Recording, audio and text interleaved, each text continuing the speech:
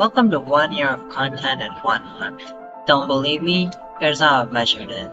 Now, content landscape is divided into two major spaces. The celebrity space.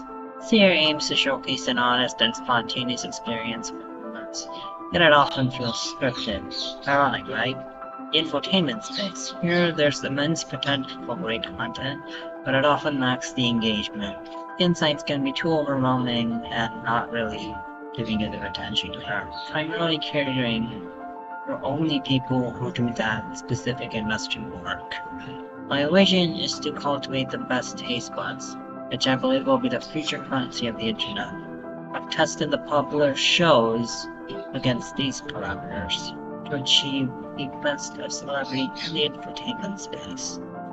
Content hit. This measures how passionate the action is per unit of information received. Scroll down. This involves providing context to create tension in one space or inform the audience, guiding them in a direction you want them to take. Another space. Breathers. These are expensive for digesting information, whether through a joke or an example of a given space you're in, often served as a background element in the video. Ultimately, I analyze how each curiosity loop performs. A curiosity loop gauges how well the content combines the hits and the breathers to keep the audience engaged. This show challenges you to recognize the memes within a story, something very much tuned with the internet culture. Are you ready for the challenge? Let's begin. Today the world feels like all go no rhythm. We're bombarded with content-rich faces and catchy images that move so quickly they barely leave an impression, lacking depth and resonance.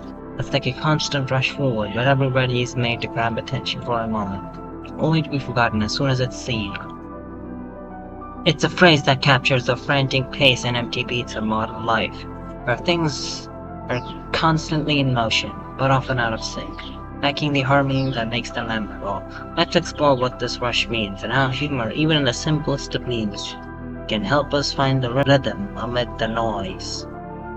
The crowd was in stitches, laughing louder than we ever could, but there was an ache in the back of our minds. We missed it, and the one moment we were waiting for, the click that we should have grounded us, but instead it acted as a distraction.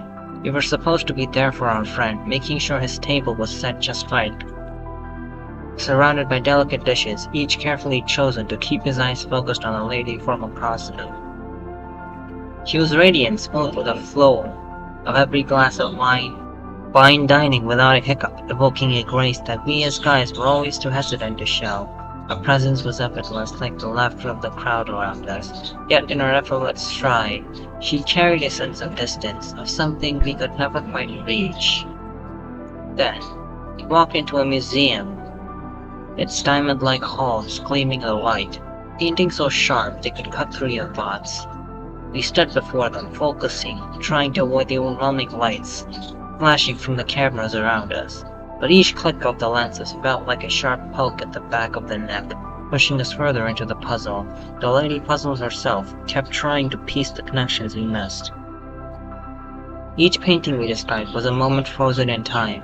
She had no cruise ship, no travel diary could truly capture what we saw. The paintings were pieces of what we once had, pieces of moments missed.